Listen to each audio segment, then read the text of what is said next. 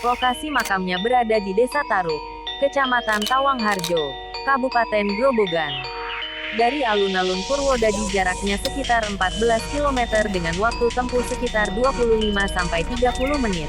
Geng Taruk merupakan keturunan utusan dari Arab, Syekh Jumadil Kubro. Diceritakan, Syekh Jumadil Kubro datang ke tanah Jawa sekitar 1300 Masehi. Syekh Jumadil Kubro ditugasi menyebarkan agama Islam di Jawa yang saat itu mayoritas masih beragama Buddha. Pendekatan yang dilakukan utusan dari Arab itu yakni dengan bertapa, sama seperti penduduk Jawa ketika itu.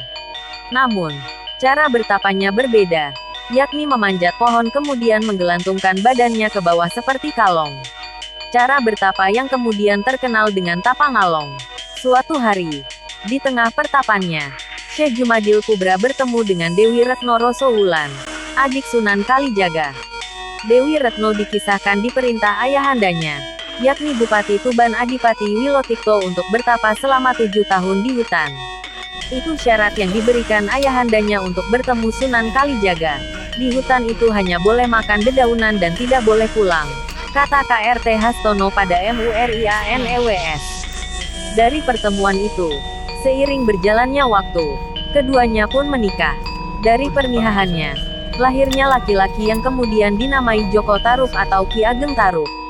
Saat masih bayi, Joko Tarub diasuh Dewi Kasihan. Saat beranjak dewasa, Joko Tarub menikahi Dewi Nawangwulan, bidadari yang selendangnya tak sengaja terbawa olehnya. Dari pernikahannya dengan Dewi Nawangwulan, lahirlah Dewi Nawangsi. Setelah sang putri ini beranjak dewasa, Dewi Nawangsi menikah dengan putra Prabu Brawijaya kelima, Bondan Kejawen.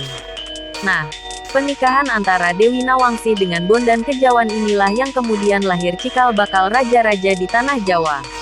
Pernikahan Bondan Kejawen dan Dewi Nawangsi, lahir Ki Ageng Getas Pendowo. Setelah dewasa dan menikah, Ki Ageng Getas Pendowo pun dikaruniai anak yang kemudian dikenal sebagai Ki Ageng Selo. Keturunan Ki Ageng Selo lah yang kemudian dikenal menjadi para raja di Pulau Jawa.